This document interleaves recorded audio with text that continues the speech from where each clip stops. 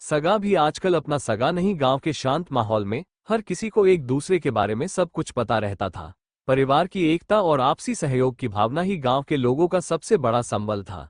लेकिन पिछले कुछ वर्षों में जैसे जैसे आधुनिकता और लालच का प्रभाव बढ़ा, वैसे वैसे रिश्तों में भी दरारें आने लगी।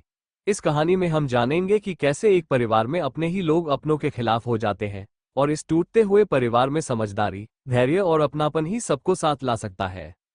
रामलाल एक साधारण किसान था, जिसने अपनी पूरी जिंदगी मेहनत करके अपने परिवार को पाला था। उसके दो बेटे थे, मोहन और सोहन। जब रामलाल ने अपने बेटों की शादियां करवाई, तो उसे लगा कि अब उसकी जिंदगी का अंतिम लक्ष्य पूरा हो चुका है। उसने अपनी सारी संपत्ति अपने बेटों के नाम कर दी और खुद को भगवान की भक्ति में लगा दिया। कुछ समय तक सब कुछ ठीक चला, लेकिन जैसे जैसे दिन बीतते गए, रामलाल ने महसूस किया कि उसके बेटे अब पहले जैसे नहीं रहे। अब उन्हें उसके स्वास्थ्य, देखभाल या इच्छाओं का ख्याल नहीं था। धीरे धीरे उसे लगने लगा कि उसके अपने ही बेटे, जो उसके खून से हैं, उसके लिए पराये होते जा रहे हैं। रामलाल की संपत्ति गांव में सबसे बड़ी थी, जिसमें कुछ एकड़ जमीन, घर और थोड़ी सी बचत शामिल थी। उसके बेटे मोहन और सोहन ने सोचा कि अगर यह संपत्ति उनके बीच बंट जाए, तो वे इसे अपने अपने तरीके से खर्च कर सकेंगे और अपने अपने काम धंधे में लगा सकेंगे। उन्होंने अपने पिता से संपत्ति के बंटवारे की बात छेड़ी। रामलाल ये सब सुनकर हैरान रह गया। उसने सोचा था कि उसके बेटे उसे प्यार और सम्मान देंगे और उसे इस तरह के दिन देखने को नहीं मिलेंगे। उसने उनसे कहा, बेटा, मैं अभी जीवित हूँ, मेरे बाद तुम जो चाहो कर लेना। लेकिन मोहन और सोहन पर संपत्ति का मोह इस कदर छा गया था कि उन्होंने अपने पिता की एक न सुनी। रामलाल ने अपने बेटों से अपेक्षा की थी कि वे उसका सहारा बनेंगे, लेकिन अब उसकी दुनिया पूरी तरह से बदल चुकी थी। उसके बेटे अब उसे एक बोझ मानने लगे थे। उसने कई बार यह महसूस किया कि उसके अपने बेटे अब सगे नहीं रहे।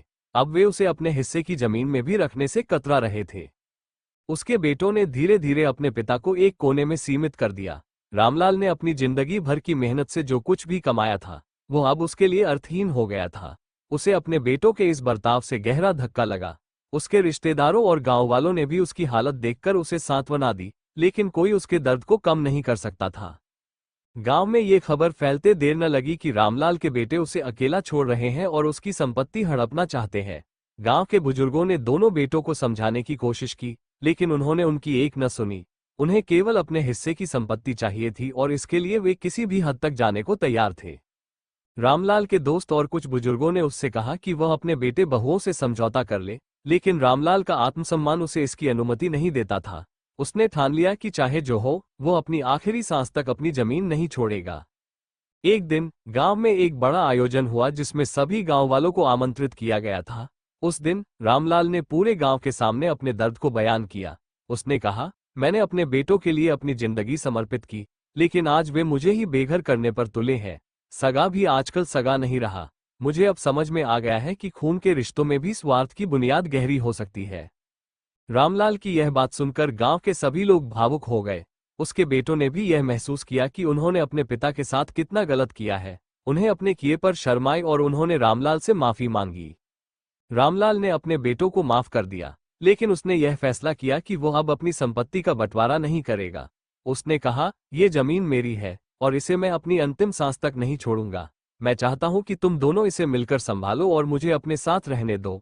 रामलाल की इस कहानी से हमें ये सीखने को मिलता है कि रिश्तों में अपनापन, सम्मान और सच्चाई होनी चाहिए। खून के रिश्ते सगे हो सकते हैं, लेकिन सच्चे रिश्ते वे होते हैं जिनमें विश्वास, सहयोग और एक दूसरे के लिए अपनापन हो।